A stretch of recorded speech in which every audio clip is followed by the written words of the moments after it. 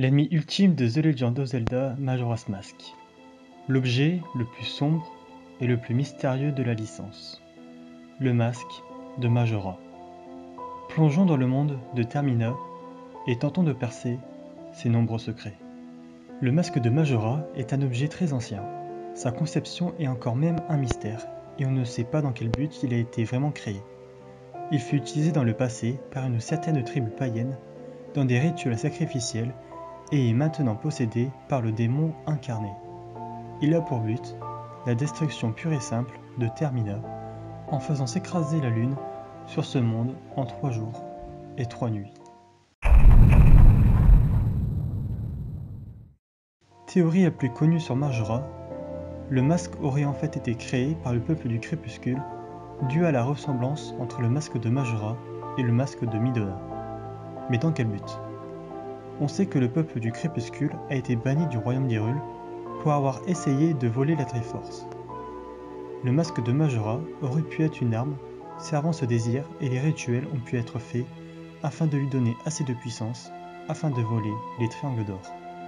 Ayant échoué, les 7 sages ont très bien pu bannir le peuple et le masque dans le monde du crépuscule où le masque a encore gagné en puissance. Mais comment a-t-il pu arriver à Termina ?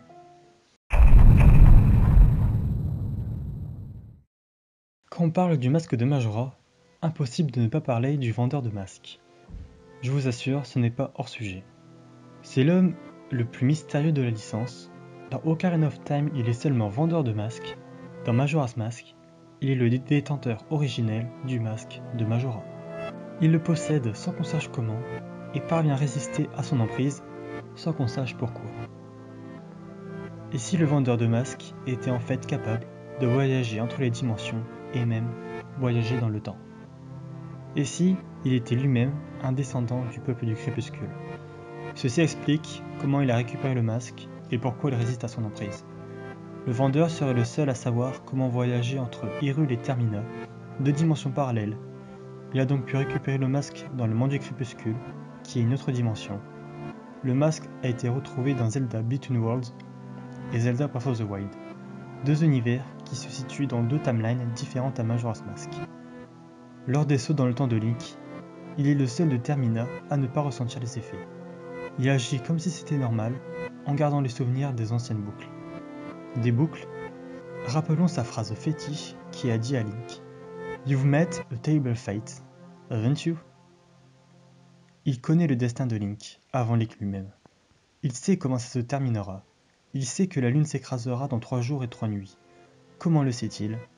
Car il peut voyager dans le futur et connaît en avance toutes les boucles de Link, comme dans Ocarina of Time. Bizarrement, quand Link devient adulte et que Ganon a pris le contrôle du royaume, la ville fut détruite et tous les habitants s'étaient réfugiés à Cocorico. Mais seul le vendeur de masques avait disparu. Aurait-il changé de dimension, voyagé vers le futur, où la menace aurait été détruite ? Et c'est à l'aube du 4e jour de Majora's Mask qu'il récupère le masque et se volatilise, mystérieusement. Vient-il encore une fois de changer de dimension ? Je n'ai pas encore fini avec lui. Le vendeur serait un descendant du peuple du crépuscule. En effet, dans Ocarina of Time, il nous donne le masque Sheikah. Sheikah, qui est le peuple ascendant du peuple du crépuscule. Il serait donc en fait Sheikah. Et pourquoi récupérer le masque de Majora ? Souhaiterait-il s'emparer de son pouvoir afin d'accomplir la volonté de ses lointains ancêtres, le peuple du crépuscule, et de s'emparer de la Triforce ? Malheureusement, on ne le saura jamais.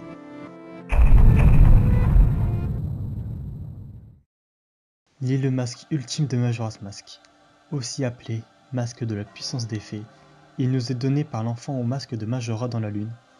Pour l'acquérir, il faut obtenir tous les masques du jeu, pour les échanger ensuite avec ce dernier. Il est donc le masque portant tous les pouvoirs et espoirs du peuple de Termina, mais qu'en est-il vraiment ?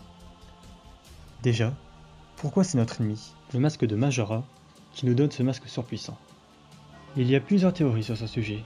Il se pourrait que ce masque serait l'incarnation du réel antagoniste de Majora's Mask, le dieu vengeur. Lorsque Majora donne le masque à Link pour le combat final, le joueur aurait donc le choix entre tenter de vaincre le masque seul, ou abandonner son corps et son âme au dieu vengeur, et utiliser ses pouvoirs pour vaincre Majora sans effort. Il est aussi possible que Majora pense qu'un jour, le masque prendra possession du corps de Link pour détruire Termina à sa place. Et enfin, la dernière théorie, le masque du dieu démon aurait été créé par les Shakers. Habit violet, cheveux blancs, contour des yeux rouges, ça fait beaucoup quand même. Mais pourquoi l'aurait-il créé? On va se baser sur la première théorie qui disait que Majora a été créé par le peuple du crépuscule, pour s'emparer de la Triforce. Les Shakers ont créé le masque de puissance des fées pour détruire le masque de Majora, qui a été créé par leurs ancêtres voulant la Triforce. Il est donc le total contraire du masque de Majora, et aurait le même pouvoir, celui de voyager à travers les dimensions, comme le pourrait le masque de Majora. Pourquoi je dis ça? L'armure du dieu démon arbore la Triforce, Triforce qui est introuvable à Termina. Il viendrait donc de Hyrule. La Triforce est aussi le signe de la famille royale.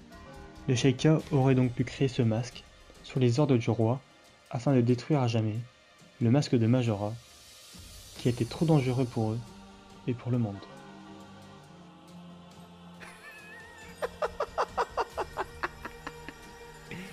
Nothing can withstand its power.